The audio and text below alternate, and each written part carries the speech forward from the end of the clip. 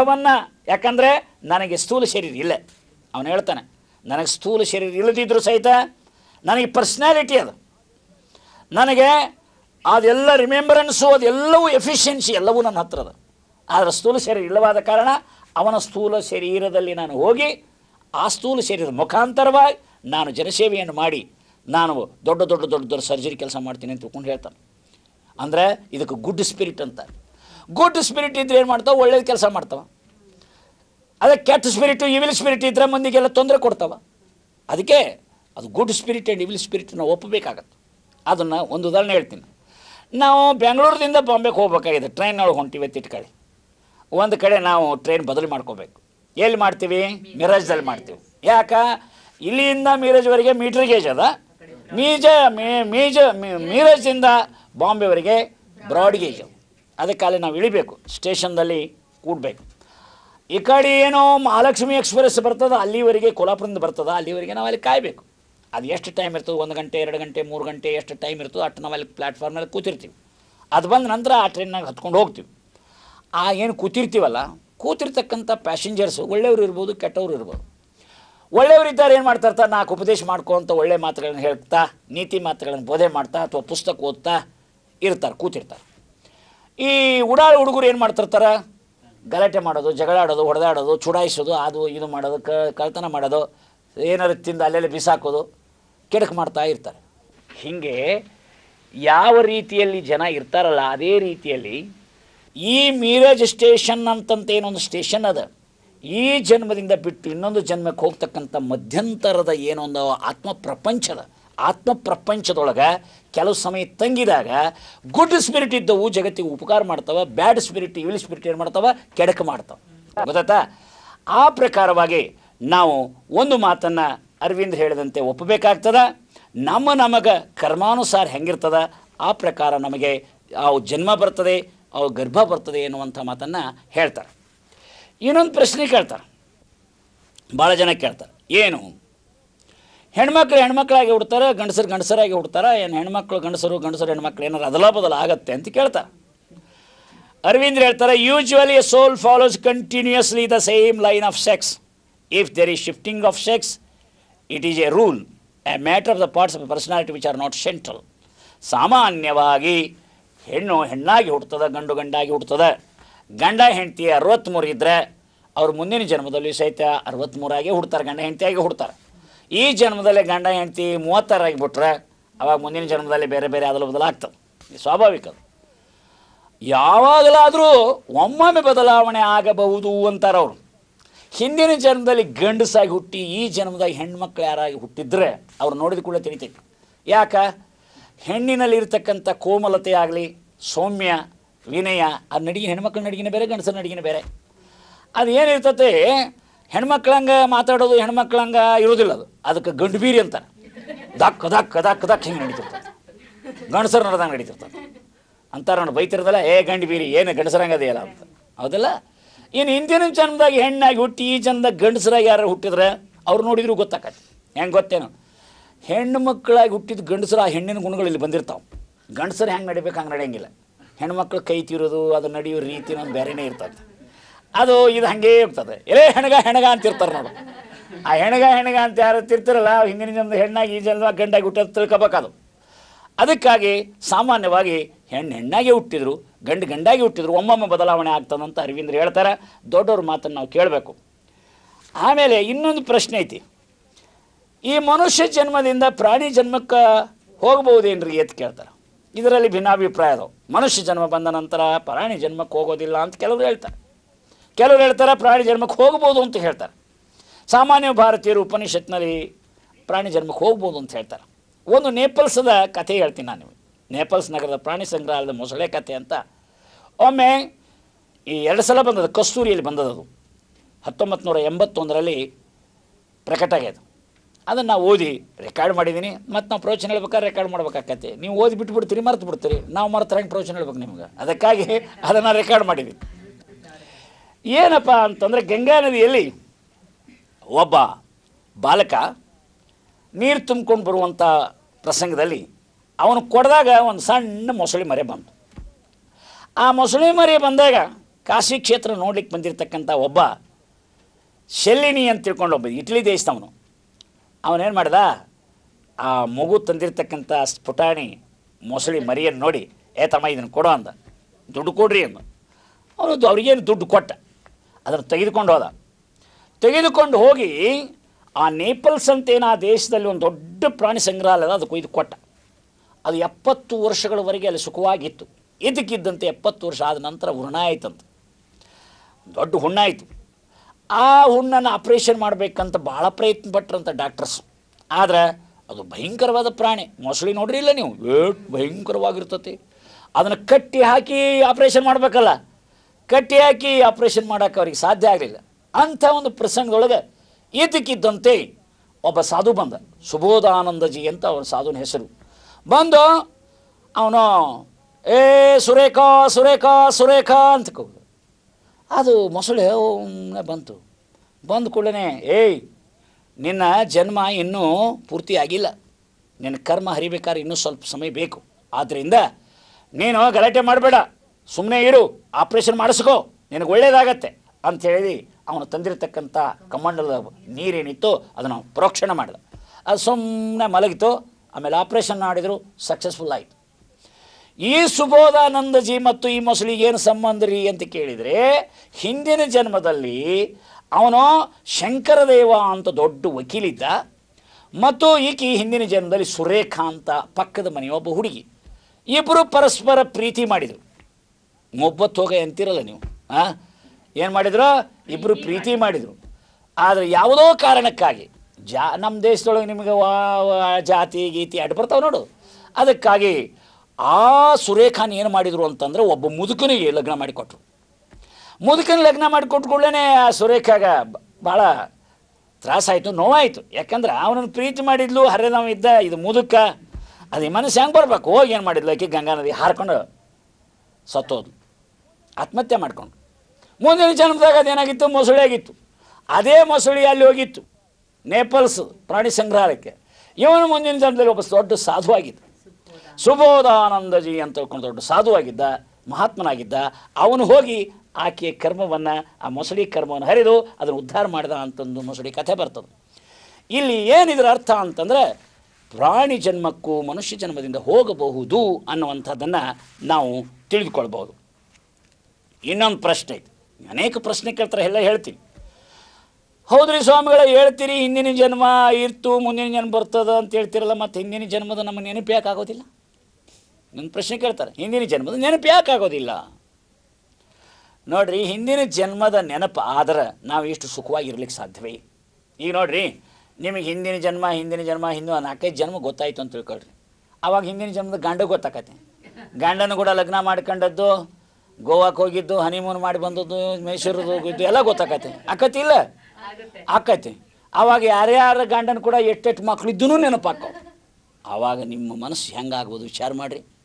ಅದರಂತೆ ನಿಮಗೂ ಹಿಂದಿನ ಜನ್ಮದ ಹೆಂಡ್ತಿ ಏನಪ್ಪ, ಹಿಂದಿನ ಜನ್ಮದ ಹೆಂಡ್ತಿ ಈಕೆ, ನಾನು ಹಿಂದಿನ ಜನ್ಮದ ಹೆಂಡ್ತಿ, ಇದು ಹಿಂದಿನ ಜನ್ಮದ ಹೆಂಡ್ತಿ, ಹಿಂದಿನ ಜನ್ಮ ಹೆಂಡ್ತಿ, ಅದೆಲ್ಲ ಗೊತ್ತಾದ್ರೆ ನಿಮ್ಮ ಮನಸ್ಸು ಎಷ್ಟು ಕ್ಷೋಭೆ ಆಗ್ತದೆ. ಆದ್ದರಿಂದ ಇಗ್ನೋರೆನ್ಸ್ ಇಸ್ ಬ್ಲಿಸ್ ಅಂತ ಹೇಳ್ತಾರಲ್ಲ, ಹಿಂದಿನ ಜನ್ಮದ ನೆನಪು ನಮಗೆ ಇಲ್ಲ ಅಂತ ತಿಳ್ಕೊಂಡೇ ನಾವಿಟ್ಟು ಸುಖವಾಗಿದ್ದೀವಿ. ನಾಯಿ ಜನ್ಮ, ಕತ್ತಿ ಜನ್ಮ, ಹಂದಿ ಜನ್ಮ ಅಕಸ್ಮಾತ್ ಇದ್ರೆ ಅದು ನೆನಪಾದ್ರೆ ಏನು ಎಷ್ಟು ಭಯಂಕರವಾಗಿರ್ತಕ್ಕಂಥದ್ದು. ಆದ್ದರಿಂದ ದೇವರು ಉದ್ದೇಶಪೂರ್ವಕವಾಗಿ ಮರವನ್ನಿಟ್ಟಿದ್ದಾರೆ. ಇನ್ನು ಶಾಸ್ತ್ರೀಯವಾಗಿ ಯಾಕೆ ಮರವಾಗ್ತದ್ರಿ ಅಂತ ನೀವು ಕೇಳ್ಬೋದು, ಯಾಕೆ ನೆನಪಿರೋದಿಲ್ಲ ಅಂತ ನೀವು ಕೇಳ್ಬೋದು. ಅನೇಕರು ಹಿಂದಿನ ಜನ್ಮವನ್ನು ಹೇಳಿದ್ದಾರೆ, ಅದಕ್ಕೆ ನಮ್ಗೆ ಬೇಕಾದ್ರೆ ಒಂದು ಲಿಸ್ಟನ್ನೇ ಕೊಡ್ಬೋದು. ಅರವಿಂದರು ಹಿಂದಿನ ಜನ್ಮ ನೆಪೋಲಿಯನ್ನ ಆಗಿದ್ದೆ ಅಂತ ಹೇಳ್ಕೊಂಡಿದ್ದಾರೆ. ಎನಿ ಬಿಸೆಂಟ್ ನಾನು ಹಿಂದಿನ ಜನ್ಮದಲ್ಲಿ ತುಂಗಾ ನದಿಯ ತೀರದಲ್ಲಿ ಒಬ್ಬರು ಬ್ರಾಹ್ಮಣನ ಮಗಳಾಗಿದ್ದೆ ಅಂತ ತಿಳ್ಕೊಂಡು ಹೇಳಿದರು. ಅಂದರೆ ಅವ್ರಿಗೆ ಕೆಲವರಿಗೆ ಅನೇಕ ತಮ್ಮ ಹಿಂದಿನ ಜನ್ಮ ಗೊತ್ತಾಗಿದೆ ಅಂತ ಒಂದು ದೊಡ್ಡ ಲಿಸ್ಟೇ ಇದೆ. ಇದಕ್ಕೊಂದು ರೆಕಾರ್ಡೇ ಮಾಡಿಟ್ಟಿದ್ದೀವಿ ನಾವು, ಟೈಮ್ ಸಿಕ್ಕರೆ ಹೇಳೋಣ.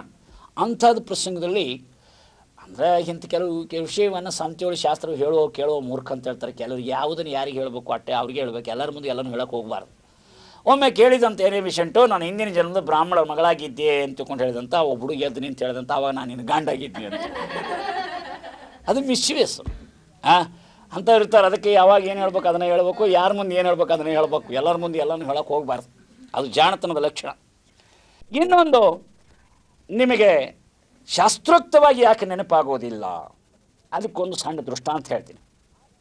ಒಬ್ಬ ಶಂಕರಪ್ಪ ಶೆಟ್ಟಿ ಅಂತಿದ್ದ. ಆ ಶಂಕರಪ್ಪ ಶೆಟ್ಟಿ ಏನು ಮಾಡಿದ, ಬಾಂಬೆದಲ್ಲಿ ಒಂದು ಅಂಗಡಿ ಇಟ್ಟುಕೊಂಡಿದ್ದ, ದಲಾಲಿ ಅಂಗಡಿ. ಯಾವುದೋ ಕಾರಣಕ್ಕೆ ಅಲ್ಲಿರ್ತಕ್ಕಂಥ ಅಂಗಡಿಯನ್ನೆಲ್ಲ ಬಿಟ್ಟು ಅವನೇನು ಮಾಡ್ದ, ಬೆಂಗಳೂರಿಗೆ ಬಂದ. ಬೆಂಗಳೂರಿಗೆ ಬಂದು ಅವನು ಹೊಸ ಒಂದು ಅಂಗಡಿಯನ್ನು ಪ್ರಾರಂಭ ಮಾಡಿದ. ಆವಾಗ ಅನೇಕರನ್ನ ಹಮಾಲರು ನೇಮಿಸ್ಕೊಂಡ, ಕಾರ್ಕೊಂಡ್ರು ನೇಮಿಸ್ಕೊಂಡ, ಖಜಾಂಚಿ ನೇಮಿಸ್ಕೊಂಡ, ಗುಮಾಸ್ತ್ರ ನೇಮಿಸ್ಕೊಂಡ. ಅರ್ಭಾಟ್ ಒಳ್ಳೆ ನಡೀತಾ ಇತ್ತು, ಚಂದ ನಡೀತಾ ಇತ್ತು. ಯಾರ್ದೋ ಶಂಕರಪ್ಪ ಶೆಟ್ಟಿ ಅಂಗಡಿ, ದಲಾಲಿ ಅಂಗಡಿ ಚೆನ್ನಾಗಿ ನಡೀತಿತ್ತು. ಆಗ ನೀವು ಹೋಗಿ ಹಮಾಲರನ್ನ ಕೇಳಿದ್ರೆ, ಏನ್ರಿ ನಿಮ್ಮ ಬಾಂಬೆ ಅಂಗಡಿ ವಿಷಯ ಏನ್ರಿ, ಏನಾಯ್ತು ರೀ ಅಂತ ಕೇಳಿದ್ರೆ ಅವ್ರು ಹೇಳ್ತಾರೆ, ನಮಗೇನು ಗೊತ್ತ್ರಿ, ನಾವು ಮಾಗಡಿ ಹತ್ರ ಒಂದು ಹಳ್ಳಿಯವರು, ನಮ್ಗೆ ಗೊತ್ತಿಲ್ಲ ಆ ವಿಷಯ ಅಂತಾರೆ. ಹೌದಲ್ಲ, ಅವ್ರಿಗೆ ಗೊತ್ತಿಲ್ಲ ಅಂತಾರೆ. ಆಮೇಲೆ ಕಾರ್ಕೊಂಡ್ರಿಗೆ ಹೋಗಿ ಕೇಳಿದ್ರೆ ಅವ್ರು ಅಂತಾರೆ, ನಾವು ರಾಮನಗರ ಹತ್ರ ಇರ್ತಕ್ಕಂಥ ಜನರಿ, ನಮಗೇನು ಗೊತ್ತಿಲ್ಲ, ಬಾಂಬೆನ ಹೊಡೆಯಿಲ್ಲ, ಬಾಂಬೆದಲ್ಲಿ ಇದ್ದಿಲ್ಲ ಅಂತ ಹೇಳ್ತಾರೆ. ಹೀಗೆ ಎಲ್ಲ ನೌಕರದಾರು ಕೇಳಿದ್ರು ಎಲ್ಲರೂ ಇದೇ ಉತ್ತರ ಹೇಳ್ತಾರೆ, ಆ ವಿಷಯ ನಮಗೆ ಗೊತ್ತಿಲ್ಲ. ಈ ವಿಷಯ ಏನದ ಕೇಳಿದ್ರೆ ನಮ್ಮ ಅಂಗಡಿ ಮಾಲಕದಾರಲ್ರಿ ಆ ಶಂಕರಪ್ಪ ಶೆಟ್ಟಿಗೆ ಕೇಳಿದ್ರೆ ಅವ್ರಿಗೆ ಗೊತ್ತು, ನಮ್ಗೆ ಗೊತ್ತಿಲ್ಲ ಅಂತ. ಹಾಗೆ ಶಂಕರಪ್ಪ ಶೆಟ್ಟಿಗೆ ಕೇಳಿದ್ರೆ ಮಾತ್ರ ಮುಂಬೈ ಅಂಗಡಿ ವಿಷಯ ಹೆಂಗೆ ತಿಳಿತದ, ಅವ್ರ ಕಾರ್ಕೊಂಡ್ರಿಗೆ ಕೇಳಿದ್ರೆ ಹೆಂಗೆ ನಮಗೆ ಗೊತ್ತಾಗೋದಿಲ್ಲ. ಹಾಗೆ ಬಾಂಬೆ ಅಂಗಡಿ ಅಂದರೆ ಹಿಂದಿನ ಜನ್ಮ, ಬೆಂಗಳೂರು ಅಂಗಡಿ ಅಂದರೆ ಈಗಿನ ಜನ್ಮ. ನಾವು ಈಗಿನ ಜನ್ಮದಲ್ಲಿ ಇದ್ದಾಗ ನಾವು ಹಿಂದಿನ ಜನ್ಮದ ವಿಷಯವನ್ನು ಯಾರಿಗೆ ಕೇಳಬೇಕು, ಪ್ರತ್ಯೇಗಾತ್ಮನಿಗೆ ಕೇಳಬೇಕು. ಈ ಅಂಗಡಿ ಮಾಲಕ ಯಾರೋ ಶಂಕರಪ್ಪ ಶೆಟ್ಟಿ, ಯಾರೋ ಪ್ರತ್ಯೇಗಾತ್ಮ ಅನ್ನುವ ಶಂಕರಪ್ಪ ಶೆಟ್ಟಿ, ಅವನಿಗೆ ನಾವು ಕೇಳೋದಿಲ್ಲ. ಅವನು ನಮಗೆ ಭೇಟಿನೇ ಆಗಿಲ್ಲ, ಅವನಿಗೆ ಭೇಟಿಯಾಗೋ ಸಾಮರ್ಥ್ಯನೂ ನಮಗಿಲ್ಲ. ಸಾಕ್ಷಾತ್ಕಾರ ಆದಾಗ ತಾನೇ ಅವನು ಭೇಟಿ ಆಗೋದು. ನಾವು ಕೇಳ್ತೀವಿ ಕಾಲಪ್ಪ ಕೈಯಪ್ಪ ಅನ್ನೋ ಹಮಲರಿಗೆ, ಕಣ್ಣಪ್ಪ ಕಿವಿಯಪ್ಪ ನಾಲಿಗೆಯಪ್ಪ ಅನ್ನುವಂಥ ಕರ್ಕೊಂಡ್ರಿಗೆ, ಮನಸಪ್ಪ ಬುದ್ಧಿಯಪ್ಪ ಅಂತಕ್ಕಂಥ ಈ ಗುಮಾಸ್ತರಿಗೆ ಇವೆಲ್ಲ ನಾವು ಕೇಳಿದರೆ ಅವ್ರೇನಂತಾರೆ, ನಮ್ಗೆ ಗೊತ್ತಿಲ್ಲರಿ, ನಾವು ಇದೇ ಇಲ್ಲಿಂದ ಬಂದವ್ರ ವಿನ ನಾವೇನೇ ಆ ಅಂಗಡಿಯಾಗಿದ್ದವ್ರಲ್ಲ ಅಂತ ಹೆಂಗೆ ಹೇಳ್ತಾರೋ. ಹಾಗೆ ಈ 25 ತತ್ವಗಳಲ್ಲಿ 3 ತತ್ವ ಮಾತ್ರ ಹಿಂದಿನ ಜನ್ಮದಿಂದ ಬಂದಿರ್ತದೆ. ಉಳಿದೇನು ತತ್ವಗಳದವೆಲ್ಲ ಇದೇ ಜನ್ಮದಿಂದ ಬಂದಿರತಕ್ಕಂಥವು, ಪಂಚಭೂತಾತ್ಮಕವಾಗಿ ಬಂದಿರತಕ್ಕಂಥವು. ಆದ್ದರಿಂದ ನಾವು ಎಲ್ಲಿಯವರೆಗೆ ಜೀವಾತ್ಮನನ್ನು ಸಂದರ್ಶಿಸೋದಿಲ್ಲ, ಪ್ರತ್ಯೇಕಾತ್ಮನ ಪ್ರಜ್ಞೆ ನಮಗೆ ಎಲ್ಲಿವರೆಗೆ ಬರೋದಿಲ್ಲ, ಅಲ್ಲಿವರೆಗೆ ಹಿಂದಿನ ಜನ್ಮ ಗೊತ್ತಾಗೋದಿಲ್ಲ. ಜನ್ಮ ಜನ್ಮಕ್ಕೆ ಈ ಸಂಸ್ಕಾರಗಳು ಹೋಗ್ತವೆ ಅಂತ ನಾನು ಹೇಳಿದ್ದೆ. ಅದು ಹೆಂಗೆ ಹೋಗ್ತವೆ ಅಂತ ವಿಚಾರ ಮಾಡಬಹುದು. ಈ ಮಾನವ ಶರೀರ 3 ಶರೀರಗಳಿಂದ ಕೂಡಿದೆ. ಅದಕ್ಕೆ ಸ್ಥೂಲ ಶರೀರ, ಸೂಕ್ಷ್ಮ ಶರೀರ, ಕಾರಣ ಶರೀರ ಅಂತಾರೆ. ಸ್ಥೂಲ ಶರೀರ ಪಂಚಭೂತಾತ್ಮಕವಾಗಿರ್ತಕ್ಕಂಥದ್ದು, 5 ತತ್ವಗಳಿಂದ ಕೂಡಿರ್ತಕ್ಕಂಥದ್ದು ಸ್ಥೂಲ ಶರೀರ. 17 ತತ್ವಗಳಿಂದ ಕೂಡಿರ್ತಕ್ಕಂಥದ್ದು ಸೂಕ್ಷ್ಮ ಶರೀರ. 17 ತತ್ವ ಅಂದ್ರೇನು, ಜ್ಞಾನೇಂದ್ರಿಯಗಳು 5, ಕರ್ಮೇಂದ್ರಿಯಗಳು 5, ಪಂಚಪ್ರಾಣಗಳು 5, 15 ಮನಸ್ಸು ಪ್ಲಸ್ ಬುದ್ಧಿ, ಒಟ್ಟು 17 ತತ್ವ. ಈ 17 ತತ್ವಗಳು ಇರ್ತಕ್ಕಂಥ ಶರೀರಕ್ಕೆ ಏನಂತಾರೆ, ಸೂಕ್ಷ್ಮ ಶರೀರ ಅಂತ ಹೇಳ್ತಾರೆ. ಆಮೇಲೆ 3 ಶರೀರ ಇದಾವೆ, ಅದಕ್ಕೆ ಕಾರಣ ಶರೀರ, ಕಾಸಲ್ ಬಾಡಿ ಅಥವಾ ಕಾರಣ ಶರೀರ ಅಂತಾರೆ. ಕಾರಣ ಶರೀರ ಅಂದರೆ ಯಾವ್ಯಾವ ತತ್ವ ರೀ, ಜ್ಞಾತೃ, ಚಿತ್ತ, ಅಹಂಕಾರ, ಈ 3 ತತ್ವಗಳು ಕೂಡಿರ್ತಕ್ಕಂಥದ್ದು ಅದು ಕಾರಣ ಶರೀರ. ಈ ದೇಹ ಸತ್ತ ನಂತರ ಪಂಚಭೂತಾತ್ಮಕವಾಗಿರ್ತಕ್ಕಂಥ ಈ ಶರೀರ ಏನದ ಅದು ಇಲ್ಲೇ ಹೊರಟು ಹೋಗ್ಬಿಡ್ತು. ನಂತರದಲ್ಲಿ ಪ್ರಾಣ ಉಳಿದ ತತ್ವಗಳೆಲ್ಲ ಹೊರಟು ಹೋಗ್ಬಿಡ್ತಾವೆ. ಕೊನೆಗೆ ಉಳಿತಕ್ಕಂಥದ್ದು ಕಾರಣ ಶರೀರ ಒಂದೇ, ಅದಕ್ಕೆ ಸೈಕಿಕ್ ಬೀಯಿಂಗ್ ಅಂತ ಶ್ರೀ ಅರವಿಂದರು. ಆ ಕಾರಣ ಶರೀರ ಮುಂದಿನ ಜನ್ಮಕ್ಕೆ ಹೋಗುತ್ತೆ. ಆ ಜ್ಞಾತೃ ಅಂತಕ್ಕಂಥದ್ದೇನು ಹೋಗ್ತದಲ್ಲ, ಅದು ಹೋಗಬೇಕಾದ್ರೆ ಸಂಸ್ಕಾರವನ್ನು ಹೊತ್ತುಕೊಂಡು ಹೋಗಲಿಕ್ಕೆ ಚಿತ್ತ ಅಂತಕ್ಕಂಥದ್ದು ಬೇಕು, ಅಹಂಕಾರ ಅಂತಕ್ಕಂಥ ತತ್ವ ಎರಡೂ ಜೊತೆನೇ ಹೋಗಬೇಕು. ಅದಕ್ಕೆ ನಾವೊಂದು ಉದಾಹರಣೆ ಕೊಡ್ತೀನಿ. ಈ ಸ್ಥೂಲ ಶರೀರ, ಸೂಕ್ಷ್ಮ ಶರೀರ, ಕಾರಣ ಶರೀರ ಹೆಂಗಿರ್ತವ್ರಿ ಅಂತ ನೀವು ಕೇಳಿದ್ರೆ, ಇಲ್ಲೊಂದು ಟೇಪ್ ರೆಕಾರ್ಡರ್ ಅದು, ನೀವು ನೋಡಿದಿರಿ, ಇಂಥ ಟೇಪ್ ರೆಕಾರ್ಡರ್ ನಿಮ್ಮ ಮನೆಗಳಲ್ಲಿ ಇರ್ತಾವೆ. ಈ ಟೇಪ್ ರೆಕಾರ್ಡ್ ಹೆಂಗದ ಹಂಗೆ ಈ ನಮ್ಮ ಶರೀರ ಇದ್ದಂಗೆ. ಈ ಟೇಪ್ ರೆಕಾರ್ಡರಲ್ಲಿ ಇಂಥದ್ದೊಂದು ಕ್ಯಾಸೆಟ್ ಇರ್ತದೆ, ಗೊತ್ತಾಯ್ತಾ? ಇದು ಸೂಕ್ಷ್ಮ ಶರೀರ, ಇದು ಸ್ಥೂಲ ಶರೀರ, ಇದು ಸೂಕ್ಷ್ಮ ಶರೀರ. ಇದರೊಳಗೊಂದು ಟೇಪ್ ಇರ್ತದೆ, ನಿಮ್ಗೆ ಗೊತ್ತೈತಿ, ಇಲ್ಲಿ ಕಾಣ್ತಾನೆ, ಇದಕ್ಕೆ ಟೇಪ್ ಅಂತ. ಈಗ ನಾವು ಭಾಷಣ ಮಾಡಿದ್ದು, ಮಾತಾಜಿಯವರು ಹಾಡಿದ್ದು, ಅಥವಾ ಯಾರೇ ದೊಡ್ಡ ಗಾಯಕಿಯರು ಹಾಡಿರ್ತಾರಲ್ಲ, ಅದು ಎಲ್ಲಿ ರೆಕಾರ್ಡ್ ಆಗ್ತದೆ ಅಂದರೆ ಈ ಟೇಪ್ದಲ್ಲಿ ರೆಕಾರ್ಡ್ ಆಗ್ತದೆ. ಹೌದಾ? ನಾವು ಇಂಗ್ಲೆಂಡ್ಕೋ ಅಮೇರಿಕಾ ಹೋಗ್ಬೇಕಾಗಿದೆ ಅಂತ ಇಟ್ಕೊಳ್ರಿ, ನಾವು ಮಾತಾಜಿಯವ್ರ ಭಾಷಣ ತೊಗೊಂಡು ಹೋಗ್ಬೇಕಾಗ್ಯದ ಅಂತ ಇಟ್ಕೊಳ್ರಿ. ಆವಾಗ ಈ ಟೇಪ್ ರೆಕಾರ್ಡರ್ ಒಯ್ಬೇಕಾಗಿಲ್ಲ, ಈ ಕ್ಯಾಸೆಟು ಒಯ್ಬೇಕಾಗಿಲ್ಲ. ಆ ಸುರುಳಿ ಏನೈತೆ, ಆ ಸುರುಳಿ ಒಂದೇ ತೆಗೆದುಕೊಂಡು ಹೋಗ್ಬೋದು ನಾವು. ಅಲ್ಲಿ ಅಮೇರಿಕಾಗೆ ಹೋಗಿ ಇಂಥ ಒಂದು ಟೇಪ್ ರೆಕಾರ್ಡರ್ ತಗೊಂಡು ಇಂಥದ್ದು ಒಂದು ಕ್ಯಾಸೆಟ್ ತಗೊಂಡು ಅದರಾಗ ಟೇಪನ್ನು ಅಳವಡಿಸಿ ಅದರೊಳಗೆ ನಾವಿಟ್ಟು ಅದನ್ನು ಆನ್ ಮಾಡಿಬಿಟ್ರೆ ಆವಾಗ ಮಾತಾಜಿ ಭಾಷಣವನ್ನು ನಾವು ಅಲ್ಲಿ ಕೇಳ್ಬೋದಲ್ಲ. ಇಲ್ಲಿ ಮಾತಾಜಿಯವರು ಯಾವ ಭಾಷೆಯಲ್ಲಿ ಹೇಳಿರ್ತಾರೆ, ಯಾವ ಹಾಡನ್ನು ಹಾಡಿರ್ತಾರೆ ಅದನ್ನೇ ನಾವು ಕೇಳ್ಬೋದಾ? ಏನು ಮಿಸ್ ಮೇರಿ ಇದು ಕೇಳ್ಬೋದು ಅಲ್ಲಿ? ಇಲ್ಲ, ಅದೇ ಕೇಳ್ತೀವಿ, ಬೇರೆ ಕೇಳೋಕ್ಕೆ ಸಾಧ್ಯ ಇಲ್ಲ. ಹಾಗೆ ಈ ಜನ್ಮದ ಇದು ರೆಕಾರ್ಡ್ ಆಗಬೇಕಾದ್ರೆ ಇದು ಟೇಪ್ ರೆಕಾರ್ಡ್ರು, ಕೆಸೆಟ್ಟು, ಟೇಪ್ ಮೂರೇ ಇದ್ರನ್ನ ಆಗ್ತತ್ತೋ? ಇದಕ್ಕೆ ಇನ್ನೊಂದು ಒಳಗೊಂದು ವಸ್ತು ಐತೆ, ಅದು ಇದ್ರೆ ಆಗ್ತೈತೋ? ಏನಿರ್ಬೇಕಿಲ್ಲಿ? ವಿದ್ಯುತ್ ಇರಬೇಕು, ಎಲೆಕ್ಟ್ರಿಸಿಟಿ ಇರಬೇಕು. ಎಲೆಕ್ಟ್ರಿಸಿಟಿ ಇದ್ರೆ ಮಾತ್ರ ಇಲ್ಲಿ ರೆಕಾರ್ಡ್ ಆಕೈತೆ. ರೆಕಾರ್ಡ್ ಅದು ಹಾಡ್ತದೆ, ಹೇಳ್ತದೆ. ಹಾಗೆ ಈ ಸ್ಥೂಲ ಸೂಕ್ಷ್ಮ ಕಾರಣ ಶರೀರ ಅಂತಕ್ಕಂಥ ಟೇಪ್ ರೆಕಾರ್ಡ್ರ್, ಕ್ಯಾಸೆಟ್ಟು, ಈ ಟೇಪ್ದೊಳಗೆ ಇಲ್ಲೊಂದು ವಿದ್ಯುತ್ ಐತಿ. ಆ ವಿದ್ಯುತ್ ಇದ್ರೆ ನಾ ಪ್ರವಚನ ಹೇಳ್ತೀನಿ, ಆ ವಿದ್ಯುತ್ ಇದ್ರೆ ನೀವು ಪ್ರವಚನ ಕೇಳ್ತೀರಿ. ಆ ವಿದ್ಯುತ್ ಯಾವುದಪ್ಪ ಅಂದ್ರೆ ಆತ್ಮತತ್ವನು ವಿದ್ಯುತ್. ಇಲ್ಲಿ ಆತ್ಮತತ್ವ ವಿದ್ಯುತ್ ಇದ್ದಾಗ ಇದು ರೆಕಾರ್ಡ್ ಮಾಡ್ತಾ ಇರ್ತದೆ, ಹೇಳ್ತಿರ್ತದೆ, ನೀವು ಕೇಳ್ತಿರ್ತೀರಿ, ಚಪ್ಪಾಳೆ ತಡ್ತಿರ್ತೀರಿ, ನಗ್ತೀರಿ, ವ್ಯವಹಾರ ಮಾಡ್ತೀರಿ. ಆದ್ದರಿಂದ ಜನ್ಮ ಜನ್ಮಕ್ಕೆ ಹೋಗತಕ್ಕಂಥದ್ದು ಯಾವುದು ಅಂದರೆ ಈ ಸ್ಥೂಲ ಶರೀರ ಅನ್ನುವಂಥ ಟೇಪ್ ರೆಕಾರ್ಡರ್ ಅಲ್ಲ, ಸೂಕ್ಷ್ಮ ಶರೀರ ಅಂತಕ್ಕಂಥ ಕೆಸೆಟ್ ಅಲ್ಲ, ಕಾರಣ ಶರೀರ ಅಂತಕ್ಕಂಥ ಟೇಪ್ ಒಂದೇ ಈ ಜನ್ಮಕ್ಕೆ ಹೋಗ್ತದೆ. ಅದನ್ನು ತಾವು ತಿಳ್ಕೋಬೇಕು ಹೆಂಗೆ ಅನ್ನೋದನ್ನು ಇದು ಉದಾಹರಣೆಯಿಂದ ಭಾಳ ಸೊಗಸಾಗಿ ನಮಗೆ ತಿಳಿತದೆ. ಆದ್ದರಿಂದ ಈ ಪೂರ್ವಜನ್ಮ ಪುನರ್ಜನ್ಮ ಸಿದ್ಧಾಂತವನ್ನು ನಾವು ಒಪ್ಪಿದ ನಂತರ ಇನ್ನೂ ಕೆಲವರು ಅನೇಕರು ಪ್ರಶ್ನೆ ಕೇಳ್ತಾರೆ. ಏನು ಪ್ರಶ್ನೆ ಕೇಳ್ತಾರಪ್ಪ ಅಂತಂದರೆ, ಈ ಜೀವನದಲ್ಲಿ ವೈವಿಧ್ಯತೆ ಅದ. ನಾವು ಹೇಳ್ತೀವಿ, ಕೆಲವರು ಫಿಸಿಕಲ್ ಹೆರಿಡಿಟಿ ಬಗ್ಗೆ ಭಾಳ ಮಾತಾಡ್ತಾರೆ. ಅಲ್ರಿ, ಅವ್ರು ಹೇಳಿದರು ಇವ್ರು ಹೇಳಿದರು ಅಲ್ಲ, ನಮ್ಮ ಅನುಭವದಿಂದ ತಿಳ್ಕೊಬೋದಲ್ಲ ನಾವು. ಹೆಂಗೆ ರೀ ಅಂತ ನೀವು ಕೇಳ್ಬೋದು. ಈಗ ತಂದೆ ತಾಯಿಗಳಿಗೆ ಮಕ್ಕಳಿರ್ತಾರೆ. ಒಂದು ಮಗು ಭಾಳ ಬ್ರಿಲಿಯಂಟ್ ಇರ್ತದೆ. ವಿಜಯಶಾಸ್ತ್ರವ್ರದ್ದು ಒಂದು ಘಟನೆ ಹೇಳ್ತೇನೆ ನಿಮಗೆ. ಅವ್ರು ಭಾಳ ಬ್ರಿಲಿಯಂಟ್ ಅದಾರ. ಈ ಕಮಿಷನರು ಇನ್ನೂ ದೊಡ್ಡ ಗ್ರೇಡಿಗೆ ಹೋಗ್ಯಾರ. ಅವ್ರ ಮನೆಯಲ್ಲಿ ಅವ್ರ ತಂಗಿ ನಾ ಸ್ವತಃ ನೋಡಿದ್ದೀನಿ. ಅವರಿಗೆ ಯಾವ ಸಾಮಾನ್ಯ ಜ್ಞಾನವೂ ಇಲ್ಲ, ಬಿಲೋ ನಾರ್ಮಲ್ ಅಂತೀವಲ್ಲ ಹಾಗೆ. ಒಂದೇ ತಂದೆ ತಾಯಿಗಳು, ಇಬ್ಬರು ಪ್ರೊಫೆಸರ್ ತಂದೆ ತಾಯಿಗಳು. ಅವ್ರ ಹೊಟ್ಟೆಯಲ್ಲಿ ಒಂದು ಬ್ರಿಲಿಯಂಟ್ ಮಗು, ಇನ್ನೊಂದು ಮೂರ್ಖ ತೆಪರ ಹುಚ್ಚು ಮಗು. ಇದು ಯಾಕೆ ವ್ಯತ್ಯಾಸ ಐತಿ? ಹೆರಿಡಿಟ್ರಿ ಥಿಯರಿ ಹೇಳ್ತಕ್ಕಂಥವ್ರು, ಆನುವಂಶಿಕತೆ ಬಗ್ಗೆ ಮಾತನಾಡ್ತಕ್ಕಂಥವ್ರು ಇದಕ್ಕೆ ಉತ್ತರ ಕೊಡಬೇಕಾಗತ್ತೆ. ತಂದೆ ತಾಯಿಗಳ ಗರ್ಭದಲ್ಲಿ ಬಂದಿರತಕ್ಕಂಥ ಒಂದು ಮಗು ಸುರೂಪಿಯಾಗಿರ್ತದೆ, ಒಂದು ಮಗು ಕುರೂಪಿಯಾಗಿರ್ತದೆ. ಒಂದು ಮಗು ಜ್ಞಾನಿಯಾಗಿರ್ತದೆ, ಇನ್ನೊಂದು ಮಗು ಅಜ್ಞಾನಿಯಾಗಿರ್ತದೆ. ಒಂದು ಮಗು ಅಧ್ಯಾತ್ಮ ಜೀವಿಯಾಗಿರ್ತದೆ, ಇನ್ನೊಂದು ಮಗು ಉಡಾಳಾಗಿರ್ತದೆ. ನಮ್ಮ ಮಾತಾಜಿಯವರು ನೋಡಿದಿರಲ್ಲ, ಮಾತಾಜಿಯವರು ಚಿಕ್ಕವರಿರುವಾಗಲೇ ಅದ್ಭುತವಾಗಿರ್ತಕ್ಕಂಥ ಆಧ್ಯಾತ್ಮವನ್ನು ಜೀವನದಲ್ಲಿ ಅಳವಡಿಸಿಕೊಂಡು ಇವತ್ತು ಮಹಾ ಜಗದ್ಗುರು ಆದರು, ಮಹಾಜ್ಞಾನಿಗಳಾದರು, MAದಲ್ಲಿ ಫಸ್ಟ್ ರ್ಯಾಂಕ್ ಪಾಸ್ ಆದರು. ಹೌದಲ್ಲ? ಇದನ್ನು ನೀವು ನೋಡ್ತೀರಿ. ಅವ್ರಿಗೊಬ್ಬ ತಮ್ಮ ಇದ್ದ, ಅವನಿಗೆ ಧರ್ಮ ದೇವರು ಅಂದ್ರೆ ಅಲರ್ಜಿ. ಇಬ್ಬರೂ ಒಂದೇ ತಂದೆ ತಾಯಿಗಳ ಹೊಟ್ಟೆಯಲ್ಲಿ ಹುಟ್ಟಿದ್ರು ಸಹಿತ ಇವರು ಆಧ್ಯಾತ್ಮ ಜೀವಿಗಳು. ಅವನ ಲೌಕಿಕ ವ್ಯಕ್ತಿ. ಇವರು ಎಲ್ಲದರಲ್ಲಿ ಫಸ್ಟ್ ಕ್ಲಾಸ್ ಪಾಸ್ ಹೋದರು, ಅವನು ಎಲ್ಲದರಲ್ಲಿ ಫೇಲ್ ಹಾಕೋತ ಹೋದವ, ಪಾಸ್ ಆಗಲಿಲ್ಲ ಕೊನೆಗೆ. ಅಂದರೆ ಯಾಕೆ ಈ ಮಾತನ್ನು ನಾವು ಹೇಳ್ತೀವಿ ಅಂತಂದರೆ, ವ್ಯಕ್ತಿ ಒಂದೇ ತಂದೆ ತಾಯಿಗಳಲ್ಲಿರ್ತಕ್ಕಂಥ ಈ ವ್ಯತ್ಯಾಸವನ್ನು ನಾವು ನೋಡ್ಬೋದಲ್ಲ. ಈಗ ನೋಡಿ, ನಾವು 5-6 ಮಂದಿ ಅಣ್ಣ ತಮ್ಮ ಪೂರ್ವಾಶ್ರಮದಲ್ಲಿ ಇರೋದು. ನಾನು ಒಬ್ಬನೇ ಸನ್ಯಾಸಿ ಆಗಿನಿ, ಉಳಿದವರು ಸನ್ಯಾಸಿ ಆಗೋದಿಲ್ಲ. ಆಗಿಲ್ಲ, ಯಾರೂ ಆಗಿಲ್ಲ, ನಾನು ಒಬ್ಬನೇ ಆಗಿದೆ. ನಾ ಹೇಳೋ ಪ್ರವಚನ ತಿಳ್ಕೊಳ್ಳೋಟ್ಟು ಬುದ್ಧಿ ಸಹಿತ ಇಲ್ಲ. ಅಂದಮೇಲೆ ನಾವು ಒಂದೇ ತಂದೆ ತಾಯಿ ಹುಟ್ಟಿದ್ದೀವಿ, ಮತ್ತು ಅವ್ರು ಯಾಕೆ ಹಿಂಗೆ ನಾವು ಯಾಕೆ ಹಿಂಗೆ ಅಂತಂದ್ರೆ ಕೇಳಿದರೆ, ಅದು ಫಿಸಿಕಲ್ ಹೆರಿಡಿಟಿ ಅಲ್ಲ, ಅಲ್ಲಿ ಸೈಕಿಕ್ ಹೆರಿಡಿಟಿ ಅಂತ ಒಂದು ಬರ್ತದೆ. ಭಾಳ ಜನ ಸೈಕಿಕ್ ಹೆರಿಡಿಟಿಯನ್ನು ಸರಿಯಾಗಿ ತಿಳ್ಕೊಳ್ಳೋದಿಲ್ಲ. ಅದಕ್ಕೆ ಎಡ್ಗರ್ ಕೈಸಿ ಹೇಳ್ತಾನೆ, psychic heredity is more important than physical heredity. ಅಲ್ಲ, ಒಬ್ಬರ ಮನೆ ನೀವು ಊಟಕ್ಕೆ ಹೋಗಿರ್ತೀರಿ, ಒಬ್ಬ ದೊಡ್ಡ ಸಾಹುಕಾರರು ಮಂತ್ರಿಗಳು ನಿಮಗೆ ಊಟಕ್ಕೆ ಕೊಟ್ಟಾರ ಅಂತ ಇಟ್ಕೊಳ್ರಿ. ಅವ್ರ ಮನೆಯೊಳಗಿರ್ತಕ್ಕಂಥ ಆಳು ಮಕ್ಕಳು ನಿಮಗೆ ಊಟಕ್ಕೆ ನಡೆಯೋರು. ನೀವು ಅವ್ರು ಊಟ ಮಾಡಿ ಅವ್ರ ಮನೆಯೊಳಗೆ ಏನೋ ಒಂದು ಶುಭ ಸಮಾರಂಭದಲ್ಲಿ ಊಟ ಮಾಡ್ಕೊಂಡು ಬಂದು ನೀವು ಅಭಿನಂದನೆಯನ್ನು ಮಂತ್ರಿಗಳಿಗೆ ಸಲ್ಲಿಸ್ಬೇಕು, ಆಳು ಮಕ್ಕಳಿಗೆ ಸಲ್ಲಿಸ್ಬೇಕು. ಹಾಗೆ ಈ ಜೀವನದಲ್ಲಿ ಅತಿ ಮಹತ್ವವಾಗಿರ್ತಕ್ಕಂಥದ್ದು ಯಾವುದು ಅಂದರೆ ಸೈಕಿಕ್ ಹೆರಿಡಿಟಿ. ಯಾರು ಸೈಕಿಕ್ ಹೆರಿಡಿಟಿ ಮರೀತಾರೆ, ಅದನ್ನು ಅಲ್ಲಗಳಿತಾರೆ, ಅದನ್ನು ಒಪ್ಪೋದಿಲ್ಲ, ಬರೀ ಫಿಸಿಕಲ್ ಹೆರಿಡಿಟಿ ಯಾರು ಹೇಳ್ತಾರೆ, ಅವ್ರು ಏನಂದ್ರೆ ಆಳ ಮಕ್ಕಳಿಗೆ ಅಭಿನಂದನೆ ಸಲ್ಲಿಸ್ದಂಗೆ ಬರ್ತದೆ. ಫಿಸಿಕಲ್ ಹೆರಿಡಿಟಿ ಸುಳ್ಳತ್ತು ನಾನು ಹೇಳಲ್ಲ, ಕೇಳ್ತಾರೆ.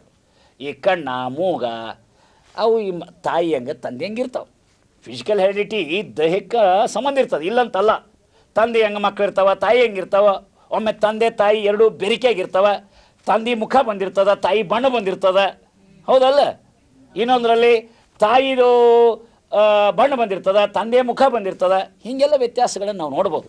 ಬೇರೆ ಬೇರೆ ತಾಯಿ ತಂದೆಗಳಿಂದ ಬರ್ತದೆ. ಒಮ್ಮೊಮ್ಮೆ ತಂದೆ ತಾಯಿ ಇಲ್ಲದ್ದು ಒಮ್ಮೆ ಬರ್ಬೋದು. ಅದಕ್ಕೆ 6 ತಲೆಗಳ ಹೆರಿಡಿಟರಿ ಹೇಳ್ತಾರೆ. ಅಜ್ಜನಂಗಿರ್ಬೋದು, ಅಜ್ಜಿ ಹಂಗಿರ್ಬೋದು, ದೊಡ್ಡಪ್ಪನಂಗಿರ್ಬೋದು, ಚಿಕ್ಕಪ್ಪನಂಗಿರ್ಬೋದು, ಸೋದರ ಅತ್ತೆ ಹಂಗಿರ್ಬೋದು, ಹಿಂಗೆ ಹೇಳ್ತಾರೆ. ಆದ್ದರಿಂದ ಈ ಹೆರಿಡಿಟಿ ಅಂತಕ್ಕಂಥ ಆನುವಂಶಿಕತೆಯನ್ನು ಜನ್ಮ ಜನ್ಮದಿಂದ ಬರ್ತದೆ. ಅದು ದೇಹಕ್ಕೆ ಮಾತ್ರ ಸಂಬಂಧವೇ ವಿನ ಅದು ಆತ್ಮಕ್ಕೆ ಸಂಬಂಧ ಅಂತ ಹೇಳಕ್ಕೆ ಬರೋದಿಲ್ಲ. ಅದಕ್ಕಾಗಿ ಭಾಳ ಅಜ್ಞಾನಿಗಳ ಮಕ್ಕಳು ಮಹಾಜ್ಞಾನಿಗಳು ಹುಟ್ಟಿರೋದನ್ನು ನಾವು ಕಾಣ್ತೀವಿ. ವಕೀಲರ ಮಕ್ಕಳು ಮೂರ್ಖರಿರೋದನ್ನು ನಾವು ಕಾಣ್ತೀವಿ. ಸಾಮಾನ್ಯ ರೈತರ ಮಕ್ಕಳು ಮಹಾಪ್ರತಿಭಾವಂತ ಜ್ಞಾನಿಗಳಾಗಿರೋದನ್ನು ಮತ್ತು ನಮ್ಮ ತಂದೆ ತಾಯಿಯನ್ನು ದೊಡ್ಡ ಓದಿ ಪಂಡಿತ್ ಸ್ಕಾಲರ್ಸ್ ಅಂತ ಹೇಳ್ಕೊಂಡ್ರೆ ಸಾಮಾನ್ಯ ಜನರು ಅವ್ರಿಗೆ ಹೊಟ್ಟೆಗೆ ನಾವು ಬ್ರಿಲಿಯಂಟಾಗಿ ಹುಟ್ಟಿಲ್ಲೇನು. ಹಾಗೆ ಇದನ್ನು ತಿಳ್ಕೊಬೇಕು. ಯಾಕೆ? Psychic heredity is more important. ಇದನ್ನು ತಿಳ್ಕೊಬೇಕು. ಇದಕ್ಕೆ ಉದಾಹರಣೆಗಳನ್ನು ನಾವು ನೋಡ್ಬೋದು. ಹೆಂಗೆ ರೀ ತಿಳ್ಕೊಳ್ಳೋದು? ಇದು ಒಂದು ವೈವಿಧ್ಯತೆಯಿಂದ ನಾವು ತಿಳ್ಕೊಳ್ಳಿಕ್ಕೆ ಬರ್ತದೆ. ಯಾರು ಕೇವಲ ಫಿಸಿಕಲ್ ಹೆರಿಡಿಟಿ ಒಪ್ತಾರೆ, ಸೈಕಿಕ್ ಹೆರಿಡಿಟಿ ಒಪ್ಪೋದಿಲ್ಲ, ಅವರಿಗೆ ನಾನು ಕೆಲವು ಪ್ರಶ್ನೆ ಕೇಳ್ತೀನಿ. ಬಸವಣ್ಣನವ್ರಿಗೆ 8ನೇ ವರ್ಷಕ್ಕಂತ ಅದ್ಭುತವಾಗಿರ್ತಕ್ಕಂಥ ಜ್ಞಾನೋದಯ ಆಯ್ತಿಲ್ಲ? ಅವರು ಚಿಕ್ಕ ವಯಸ್ಸಿನಲ್ಲಿರುವಾಗ ಒಂದು ಘಟನೆ ಹೇಳ್ತೀನಿ ಬೇಕಾರೆ. ಬಸವಣ್ಣನವರು ಚಿಕ್ಕ ವಯಸ್ಸಿನಲ್ಲಿದ್ದಾಗ ಅವ್ರ ತಂದೆ ಪೂಜೆ ಮಾಡ್ತಿದ್ದ. ಪಂಚಾಯತನ ಪೂಜೆ ಅಂತ ಬರ್ತಾರೆ. ಅವ್ರು ಬ್ರಾಹ್ಮಣರು ತಾನೆ, ಬಸವಣ್ಣವರು ಬ್ರಾಹ್ಮಣರು ಹೊಟ್ಟೆಯಲ್ಲಿ ಹುಟ್ಟಿರ್ತಕ್ಕಂಥವ್ರು. ಅವರಪ್ಪ ಪಂಚಾಯತನ ಪೂಜೆ ಮಾಡ್ತಿದ್ದ. ಪಂಚಾಯತನ ಅಂದರೆ ಶಿವನ ಪೂಜೆ, ಪಾರ್ವತಿ ಪೂಜೆ, ಗಣಪತಿ ಪೂಜೆ, ವಿಷ್ಣು ಪೂಜೆ, ಸೂರ್ಯ ಪೂಜೆಗೆ ಇವತ್ತು ಸಹಿತ ಈ ಸ್ಮಾರ್ಥ ಬ್ರಾಹ್ಮಣರಲ್ಲಿ ಆ ಪದ್ಧತಿ ಅದು. ಅದಕ್ಕೆ ಪಂಚಾಯತನ ಪೂಜೆ ಅಂತ. ಅದನ್ನು ಪೂಜೆ ಮಾಡ್ತಾ ಇರುವಾಗ ಬಸವಣ್ಣ ನೋಡ್ದ, ಸಣ್ಣ ಮಗು ಇದ್ದ, ನೋಡ್ದ. ಏನಪ್ಪ ದೇವ್ರು ಒಬ್ಬನೇ ಅಂತ ಹೇಳ್ತೀಯ, ಏಕಂ ಸತ್ ವಿಪ್ರಾಬ, ನನಗೆಲ್ಲ ಕಲಿಸ್ತೀಯ, ನೀನೇ ಉಪನಿಷತ್ತೆಲ್ಲ ಪಾಠ ಮಾಡಿಸ್ತೀಯ, ಆದ್ರೆ ಒಬ್ಬನೇ ದೇವ್ರು ಅಂತ ಹೇಳ್ತೀಯ, ಇಷ್ಟೆಲ್ಲ ದೇವರುಗಳನ್ನು ಪೂಜೆ ಮಾಡೋಕ್ಕೆ ಹೇಳ್ತೀಯಲ್ಲ, ಮಾಡ್ತೀಯಲ್ಲ ನೀನು ಅಂತ ಕೇಳ್ದೆ. ಏಯ್ ಸುಮ್ಕೊಡು, ನನಗೇನು ಗೊತ್ತಿಲ್ಲ, ಎಲ್ಲ ಗೊತ್ತೈತಿ, ನಮ್ಮ ಸಂಪ್ರದಾಯ ಏನದ ನಾವು ಮಾಡಬೇಕು ಅಂತ ಹೇಳ್ಕೊಂಡು ನೋಡ್ತೀವಿ. ನೋಡು, ಇಲ್ಲಾಂದ್ರೆ ಹೋಗು, ಹೊರಗೆ ಹೋಗು ಅಂತ ಹೇಳ್ಕೊಂಡು ಬೈದು. ಇವನು ಬಸವಣ್ಣ ಬಂದ, ಬಾಲ ಬಸವಣ್ಣ ಬಂದು ಏನು ಮಾಡಿದ, ಹಿತ್ತಲ್ದಾಗ ಬಂದು ಒಂದು ಸಣ್ಣ ಗುದ್ದಿ ತಗೊಂಡ, ಒಂದು 10-6 ಗುಂಡಿ, ಸಣ್ಣ ಸಣ್ಣ ಸಣ್ಣ ಸಣ್ಣ ಗುಂಡಿ ತೋಡ್ದೆ. ಅಷ್ಟೊಂದಿಗೆ ಇವನು ಪೂಜೆ ಮತ್ತು ಸೂರ್ಯನ ಪೂಜೆ ಮಾಡೋಕ್ಕೆ ಬರಬೇಕಲ್ಲ.